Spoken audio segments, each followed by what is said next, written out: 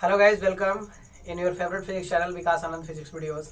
और मैं हूं आपका फेवरेट टीचर विकास आनंद। तो आज के वीडियो में हम शुरू कर रहे हैं क्लास 10th के जो रिमेनिंग पार्ट्स अभी भी बच गए थे इलेक्ट्रोमैग्नेटिक इंडक्शन के या मैग्नेटिज्म के कहिए, तो उस पर हम लोग आज डिस्कस करने वाले हैं। उसको आज के वीडियो में आगे बढ़ा रहे हैं। तो आज हम दो चीज़ों पर इस वीडियो में डिस्कस करने जा रहे हैं। देखिए, पहला राइट हैंड थंब रूल पर डिस्कस करेंगे, जिसे कॉर्क स्क्रू रूल के नाम से भी जाना जाता है।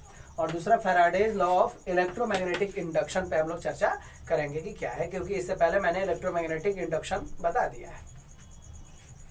तो आइए सबसे पहले हम राइट हैंड थंब रूल पर ही डिस्कशन करते हैं और फिर तब शुरू करते हैं Faraday's law of electromagnetic induction पर फिर चर्चा करेंगे। देखिए, राइट हैंड थंब रूल क्या कहता है। राइट हैंड थंब रूल कहता है कि यदि कोई straight current carrying conductor wire लिया जाए, सपोज करते हैं कि हमने वह एक सीधा सा आपको एक कंडक्टर वायर लिया है जिससे करंट फ्लो कर रही है आई।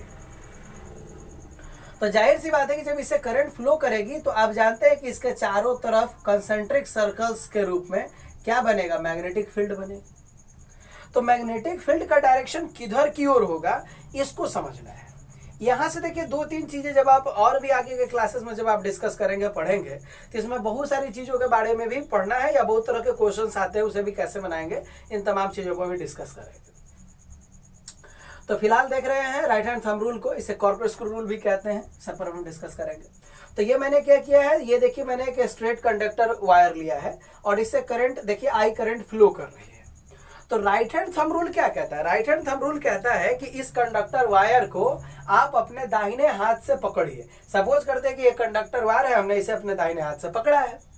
अब जब दाहिने हाथ से पकड़े हैं तो आप देखिए कि बाकी उंगलियों के द्वारा, बाकी उंगलियों के सहारे हमने इस वायर को पकड़ रखा है, और जो हमारा अंगूठा है वो डायरेक्शन किस डायरेक्शन में है, करंट की डायरेक्शन में है।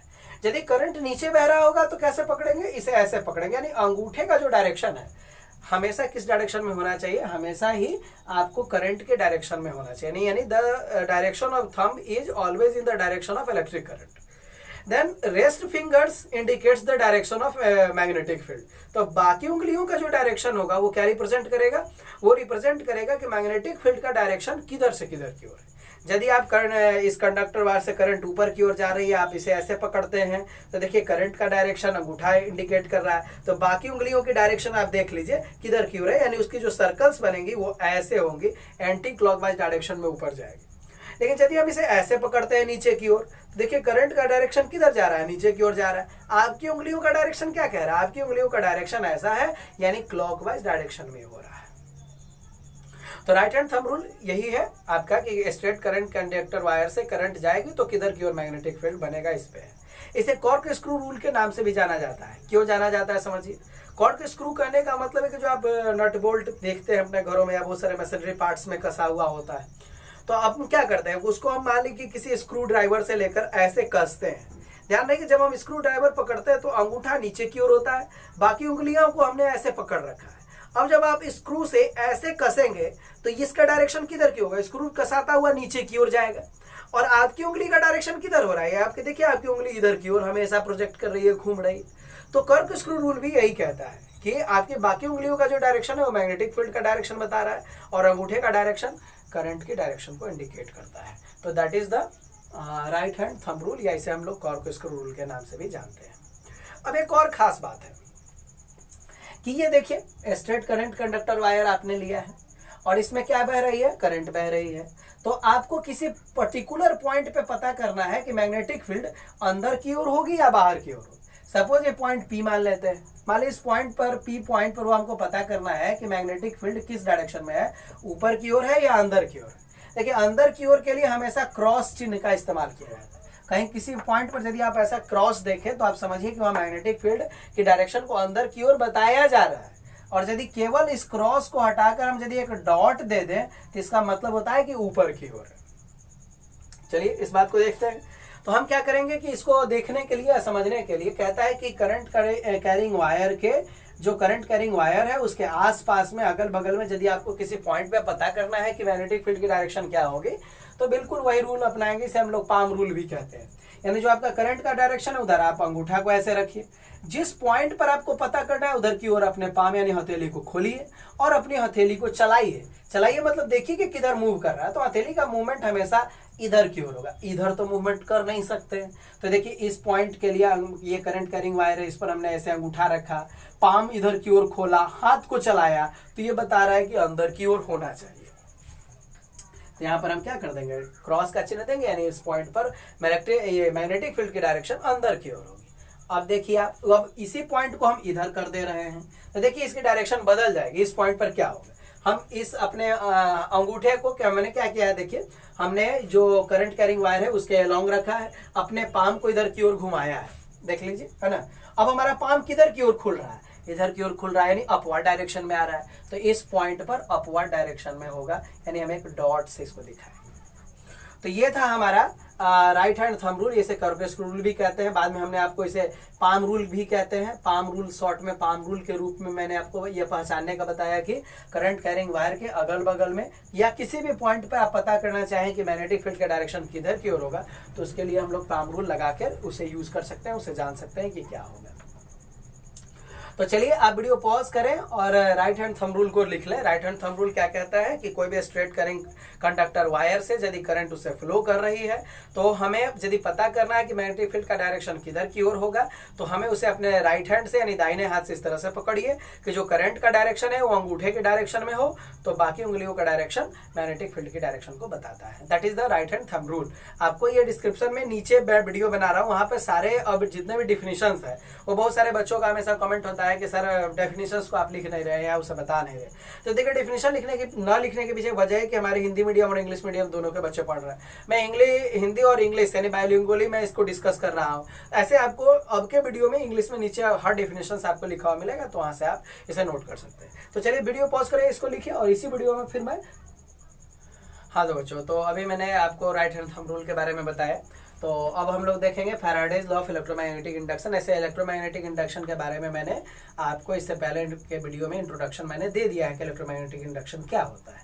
ऐसे में एक बार और बता दूं कि यदि इलेक्ट्रोमैग्नेटिक इंडक्शन कहता है कि यदि कोई कंडक्टर है और उस कंडक्टर को यदि मैग्नेटिक फील्ड में यदि मूवमेंट कराया जाए, तो उस कंडक्टर बॉडी में क्या जनरेट हो जाता है, इलेक्ट्रिक करंट जनरेट होता है, जिसे हम लोग इंड्यूस्ड इलेक्ट्रिक करंट के नाम से भी जानते हैं, या ऐसे भी कह सकते हैं कि उसके अंदर इंड्यूस्ड ईएमएफ पहले जनरेट होता है और उससे फिर इलेक्ट्रिक करंट जनरेट होती है। That's called electromagnetic induction. ठीक उसी को बिल्कुल और भी डिटेल तरीके से हमारे फैराडे साहब ने बताया है। तो फैराडे ने इलेक्ट्रोमैग्नेटिक इंडक्शन के लिए कुछ रूल्स भी दिए हैं। तो आइए हम जानते हैं कि Faraday law of electromagnetic induction क्या कहता है। देखिए कहता क्या है कि इसके लिए मैं एक छोटा सा पिक्चर आपको दिखा रहा हूँ। सपोज कर लेते हैं कि ये हमारे पास सोलेनॉइड है, यहाँ पर वह हम लोगों ने एक गैल्वेनोमीटर लगा कर रखा है ताकि हम करंट को डिटेक्ट कर सके कि करंट बह रही है या नहीं बह रही है और किस डायरेक्शन में बह रही है। इसके बाद हम क्या करते हैं कि एक आपको यहाँ पे मैग्नेटिक फील्ड जनरेट करने के लिए हम एक मैग्नेट को लेते हैं।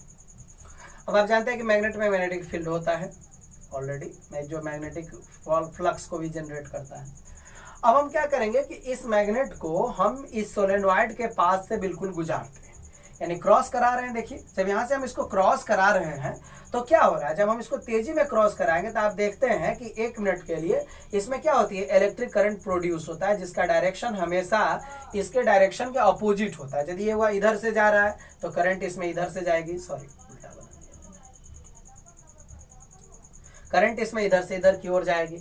यदि ये इधर से आ रहा है तो इसमें करंट उल्टा जाएगा। इस बात को लेंस साहब ने बताया है। इसके जस्ट बाद मैं लेंस लॉ पर भी डिस्कस करने जा रहा हूँ कि लेंस लॉ क्या है ना। तो लेंस साहब ने भी बताया था। पहले देखिए फैराडे को। तो फैराडे साहब ने बताया कि एक्चुअली जब तक फ्लक्स में चेंजिंग हो रहा है, जब तक फ्लक्स में चेंजिंग हो रहा है तब तक इंड्यूस्ड ईएमएफ जनरेट होता रहेगा। जब तक फ्लक्स में चेंजिंग हो रहा है तब तक इंड्यूस्ड ईएमएफ जनरेट होता रहेगा। उनका 2 रूल था Faraday law of electromagnetic induction में। हम लोगों को वह 2 रूल्स पढ़ने हैं। पहला रूल क्या कहता है कि पहला रूल कहता है कि जब तक फ्लक्स में चेंजिंग हो रहा है, यानी जब तक आपका मैग्नेटिक फील्ड मूवमेंट में है, तब तक उससे इंड्यूस्ड ईएमएफ धीरे धीरे प्रोड्यूस होती रहेगी। पहला नंबर बात। दूसरा रूल उनका क्या कहना था, दूसरा रूल उनका कहना था कि आपको rate of change of flux, यानी फ्लक्स में परिवर्तन किस रेशियो में हो रहा है, तेजी में हो रहा है या धीरे धीरे हो रहा है। यदि तेजी में हो रहा है तो इंड्यूस्ड ईएमएफ भी तेजी में बढ़ेगा, यदि धीरे धीरे हो रहा है तो इंड्यूस्ड ईएमएफ भी धीरे धीरे बढ़ेगा, है ना। तो कहने का मतलब है कि चेंज ऑफ फ्लक्स जो है, rate of change of flux is directly proportional to the induced EMF. तो फर्स्ट लॉ क्या कह रहा है?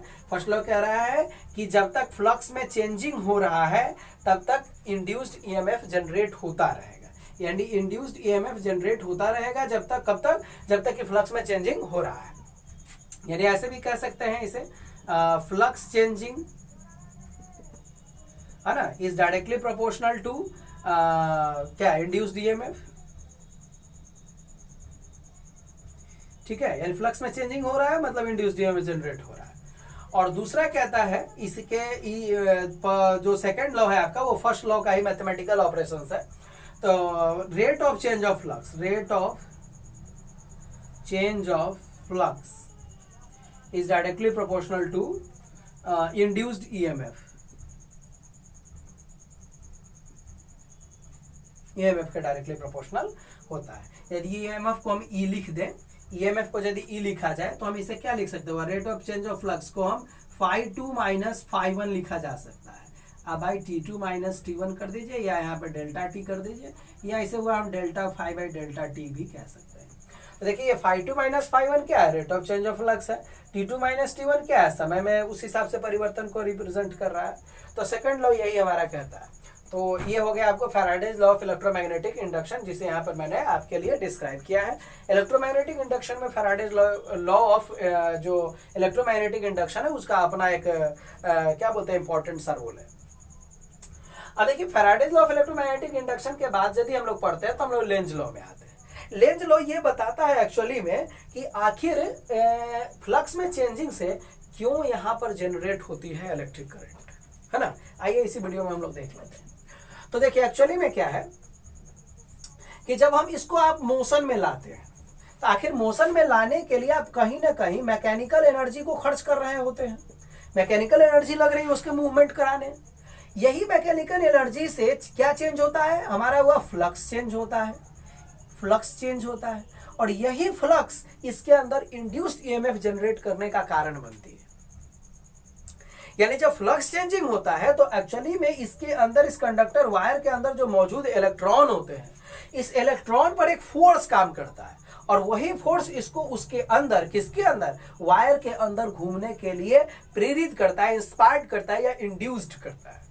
इसलिए यहां पर शब्द एक आया इंड्यूस्ड ईएमएफ या इंड्यूस्ड करंट। जो यहां से करंट जनरेट होगी वो इंड्यूस्ड करंट कहलाएगी, जो ईएमएफ जनरेट हुआ है वो इंड्यूस्ड ईएमएफ कहलाएगा। तो ध्यान रखने वाली बात है कि लेंज साहब ने ही बताया कि जो हमारा rate of change of flux का जो डायरेक्शन है, यानी फ्लक्स चेंजिंग का जो डायरेक्शन है, उसके अपोजिट हमारा करंट का डायरेक्शन होता है। फ्लक्स इधर से इधर की ओर आप ले जा रहे हैं तो बदलाव इधर से इधर की ओर है, तो करंट इधर से इधर बहेगा, इधर से इधर ला रहे हैं तो इधर से इधर की ओर बहेगा। तो वो लेंज साहब ने कारण इसका बताया कि आखिर क्यों ऐसा होता है। तो चलिए इस वीडियो में इतना ही, मिलते हैं फिर अगले वीडियो में अगले टॉपिक के साथ। तब तक के लिए धन्यवाद, फिर मिलते हैं। Thank you, that's all.